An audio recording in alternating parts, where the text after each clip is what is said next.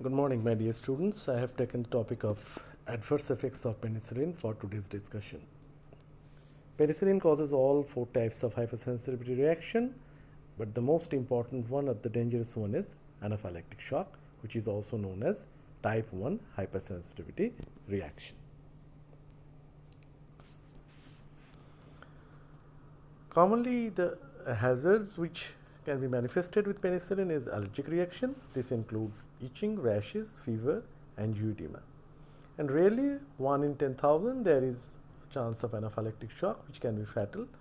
About 1 in 50,000 or 1 in 1 lakh treatment courses required.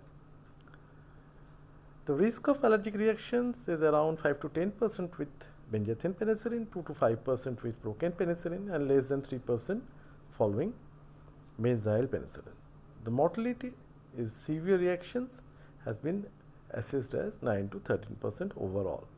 As a generalization, the incidence of these reactions is considerably greater when benzyl penicillin is used either topically or in an aerosol form. Later on, we'll show you in a slide that it is probably the least when taken via oral route. However, fatalities have occurred following ingestion. Some individuals are so sensitive that mere handling of penicillin tablet or even a skin test dose may precipitate immediate severe reaction. Further severe reactions have been recorded following first dose of penicillin in persons who had never received the drug before. This has happened because many of us are exposed and slightly sensitized to various common airborne molds that readily grows on an elaborate penicillin and penicillin-like substances in foodstuffs such as bread, fruit, oil, with or without decay. Now, penicillin sensitization can also occur from the presence of the drug in the environment of patients using penicillin aerosols and by ingesting milk containing penicillin.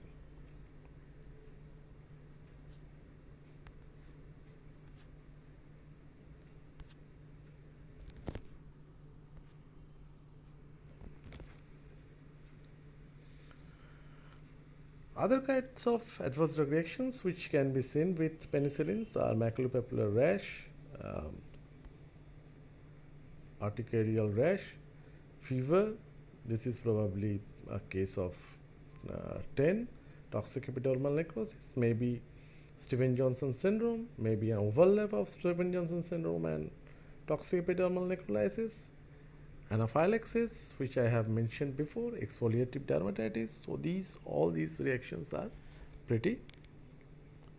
not pretty common, rather they can be seen with penicillin-like drugs.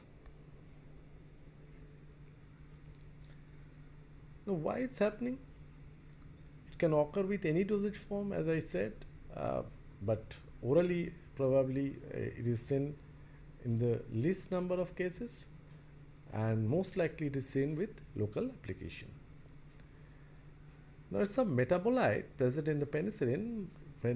While discussing the structure of penicillin, we have discussed a term penicilloic acid. Either alone or linked to a plasma protein is probably responsible for this allergic reaction.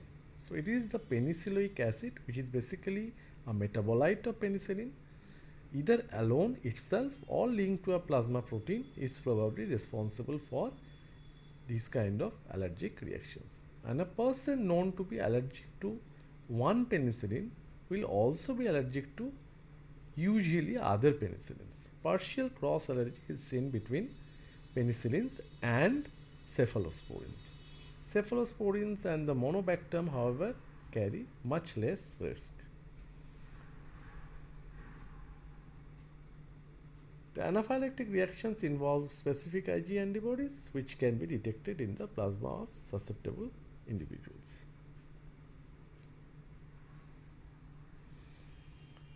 You may have seen that the patient is suffering from serum sickness due to penicillin, which is usually IgG mediated, and is characterized by mild fever, rash, leukopenia, as associated with arthralgia, purpura, and lymphadenopathy. Sometimes you will also see the mental changes, myocarditis, edema, and involvement of kidney, and which is characterized by albuminuria. Whereas in anaphylactic episodes, two things are pretty common. One is hypotension and the other one is bronchoconstriction. So dyspnea is a characteristic feature of anaphylactic episodes or breathlessness in layman's term, which can be characterized or characterizing feature of anaphylactic reactions. It may be associated with abdominal pain, nausea, vomiting, weakness, purpura, and even sudden death. So you must be very, very careful about using penicillin-like preparations or penicillin itself with the benzyl penicillin, and always keep the life-saving drugs in your hand. In case of any reaction, you always start treating it immediately.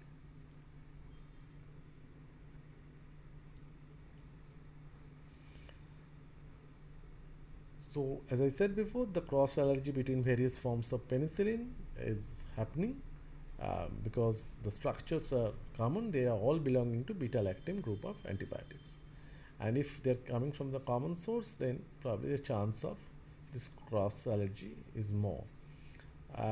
It is existing between penicillins and cephalosporins, which is of particular concern in case of angioedema or anaphylactic shock, but we have seen that in case of cephalosporins, the chance of hypersensitivity reaction is lesser in comparison to penicillin.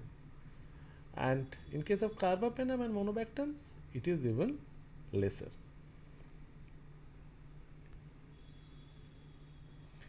When a person is presented with a history of allergy, it is not clear and it is necessary to prescribe penicillin to this patient. Like in case of syphilis, you have to prescribe a drug like benzathine penicillin. The presence of IgE antibodies in serum is a useful indicator of reactions mediated by these antibodies, and mostly it is seen with type 1 hypersensitivity reaction. Additionally, an intradermal test, which is called a skin test for allergy, may be performed, and desensitization is probably the way by which these kind of things can be solved permanently. Now, how you will perform a skin test? One method of skin testing is to scratch the skin through a drop of solution containing 10,000 units of benzyl penicillin per milliliter. If a central wheal due to local edema, not diffuse edema, it is the local edema, occurs after 15 minutes, you can consider it as a positive reaction. So the characteristic features are central wheal due to local edema, and it occurs after 15 minutes. A positive skin reaction is a relatively reliable indicator of potentially serious penicillin allergy. Unfortunately, fatal anaphylactic reactions can occur, though rarely, even in patients with negative skin response. And in that case, you are helpless. You can't do anything because you have already performed a test and which is proved to be negative for the patient. And that's the reason why you have prescribed penicillin to that person. But in our everyday clinical practice, it is not possible to perform this kind of test, and only in a hospital setup, probably, we are doing it, especially in case of injectable preparations. In case of oral preparations, and when you are prescribing penicillin in form of amoxicillin, ampicillin, or even the other oral forms, mostly these kind of tests were not performed by the general physicians. So that is one of the limitations of prescribing a drug like penicillin in a developing country. Skin test also involves the administration of 0.05 milliliter of penicilloyl polylysine intradermally and subsequent observation of the inflammatory response. This test is often combined with benzyl penicillin scratch test. Combination of these two tests will predict virtually all reactions to all the types of penicillin Scratch test should precede the intradermal test to avoid any dangerous reactions following the latter. Such elaborate testing, however, as I said, may not be feasible in clinical practice, especially in a country like India or in West Bengal. If a person with positive skin test has to be administered penicillin for a life-threatening infection, penicillin desensitization should be carried out under the coverage of glucocorticoid and antihistaminics in a closely monitored setting. And you will also keep the life-saving drug adrenaline in your hand. The dose of adrenaline is 0.3 to 0.5 ml at a strength of 1:1000 dilution by subcutaneous or intramuscular route.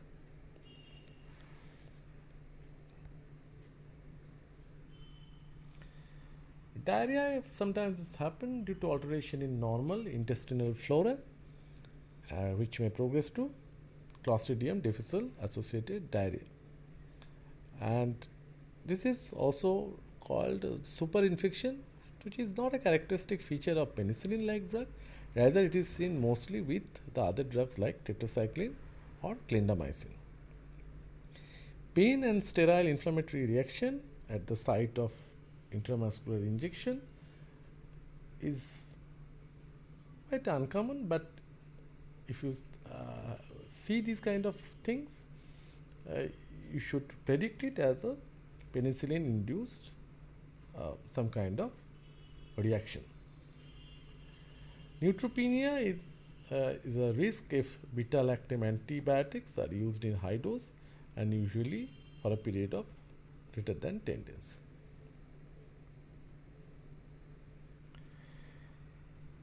Rarely we see that penicillin is responsible for causing anemia and sometimes hemolytic or thrombocytopenia or even interstitial nephritis. Penicillin are presented as their sodium and potassium salt, especially with carbanicillin. It's containing a huge amount of sodium. So in patients suffering from heart failure, these kind of drug like carbanicillin should be avoided. Otherwise, this excessive sodium load will precipitate further heart failure.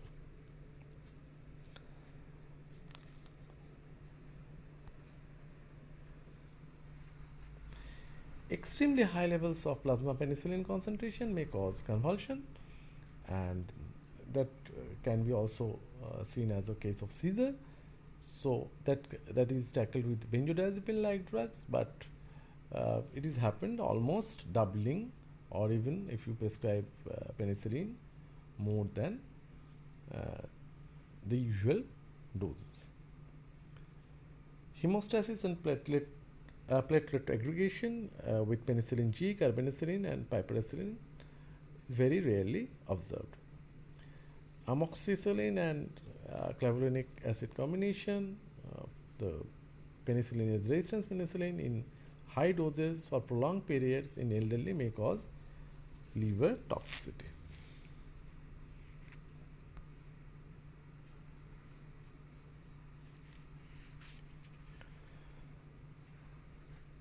Penicillin may also cause Jarris-Herxheimer reaction. It should be written as JARISCH, and Herxheimer is HERXHEIMER, and it is a rare reaction reported in patients with syphilis treated with penicillin. This Jarris-Herxheimer reaction consists of an initial exacerbation of lesions at any stage of syphilis following the first dose of a quick-acting drug like penicillin. This will kill the organism responsible for causing syphilis. Any reactions that occur after subsequent injection of penicillin is unlikely to be due to Herxheimer phenomenon. The phenomenon is due to a rapid destruction of a large number of spirochetes with release of endotoxin. It occurs in many cases of early syphilis and it leads to an aggravation of the mucocutaneous lesions and a mild systemic illness, which consists of malaise, tachycardia, and fever. Usually on systemic examination, you will see the lymph nodes are enlarged and tender. It lasts for 2 to 6 hours, but it is harmless. And this is not an indication to stop penicillin. Whether in case of anaphylactic shock, you have to stop penicillin, otherwise the patient will die. The patient should, however, be forewarned about it, otherwise he might feel that wrong treatment was administered and you know the consequences. The treatment with penicillin must be continued. A sharp febrile reaction occurring within 24 hours of the use of penicillin in gonorrhea suggests the possibility of concurrent syphilis, as Jarvis hexamer reaction is known to occur even in the incubation period of syphilis. This Jarvis hexamer reaction is not only a characteristic reaction happening with penicillin, it can also be seen with tetracycline like drugs. Fatalities are very uncommon with this. Only paracetamol is probably going to take care of the event. If it is not sufficient, then you may have to take some other measures to control the situation. Intramuscular aqueous procaine penicillin injection sometimes produces acute non-allergic reaction, which could have been serious. It is characterized by transient palpation, hypertension, twitching, auditory and visual disturbances. In addition, the psychiatric symptoms like fear of imminent death and acute depersonalization may occur. So all these are the characteristic feature of adverse drug reactions happening with penicillin. In case of adverse drug reactions, especially the anaphylactic shock, if it is happened with penicillin, not all, or even any kind of reactions, if it is happened with penicillin, especially the skin reactions, you can prescribe corticosteroid, and corticosteroids are quite effective in these conditions, especially in different types of skin reactions. Usually 0.5 to 1 milligram per kg of body weight prednisolone is prescribed to tackle this situation. And antihistaminics, they do not decrease the incidence of penicillin anaphylaxis, but they are valuable in controlling common minor allergic reactions. So keep it in your mind. If you see simple harmless reactions and you are suspecting it due to penicillin, you can prescribe antihistaminics. And if you see that it is not happening due to this kind of reactions are probably due to penicillin, but these are not that simple, then you shouldn't go for this kind of antihistaminic treatment.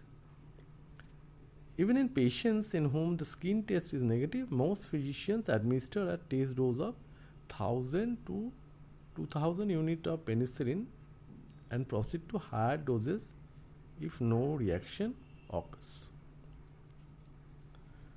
So this is little bit about penicillin, and as I told you before that penicilloic acid, keep it in your mind that penicilloic acid, which is a metabolite of penicillin, either alone or linked to a plasma protein, is responsible for most of these allergic reactions. And partial cross allergy is seen between penicillin and cephalosporins, but it is less common with monobactam and carbapenem. So out of all the groups, in case of beta-lactam antibiotics, the chance of reactions are higher in case of penicillin group of drugs. And that's the reason why the adverse drug reaction of penicillin is very important for your study purpose. Adverse drug reaction with cephalosporins are well tolerated it is usually characterized by local reactions, which is happening mostly due to intramuscular injections, and they are extremely painful. And IV injections sometimes cause thrombophlebitis. Allergic reactions like penicillin may occur with cephalosporin group of drugs. The drug fever is not very uncommon with these groups, as it has 4 groups. It may lead to different types of fever-like episodes. Superinfection, just like penicillin, is rarely seen with cephalosporins, whereas the nephrotoxicity may be happen due to large dose and is probably dose related, potentially reversible on drug withdrawal. So that is one of the advantageous side of prescribing cephalosporin. It is only enhanced by loop diuretics such as furosemide. CNS toxicity like cerebral irritation, hallucination, nystagmus, and ultimately seizure may occur while intrathecal drug administration. The hematological toxicity can also be seen with cephalosporin-like drugs. A parenteral vitamin K therapy will correct the abnormality and is recommended prophylactically when cefoperazone or cefotitan or cefamendal are used for prolonged periods. A false positive Coombs test may occur in as many as 60% of the patients on cephalothin therapy. Cefoperazone and cefamendal may cause disulfide-like episodes, which also can be seen with metronidazole when the person is also taking ethyl alcohol at the same time. Cefotitan is also responsible for causing similar type of reactions. In patients with a history of severe allergy to penicillin, as I mentioned before, that cross reaction to cephalosporin is about 0.1%. So the chance of cross reaction is there, but the chance of cross reaction with the monobactams and the carbapenems are minimal. So that's all for today's discussion, and with this presentation I am closing the topic beta-lactam for this year. Thank you for your kind attention.